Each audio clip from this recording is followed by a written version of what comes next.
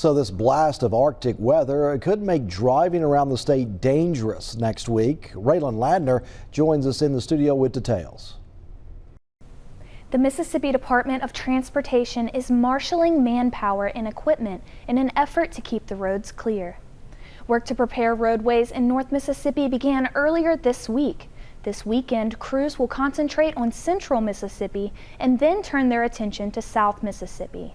Crews will begin spraying interstates and highways with spraying salt brine. And this is a chemical that helps lower the freezing point of water, so it helps prevent the buildup of ice on roads and bridges.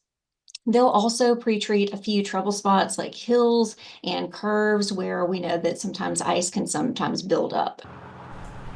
Bridges will be the first places where ice forms. MDOT officials say the metal grates on the drawbridge cannot be treated with salt because it simply falls through the grate.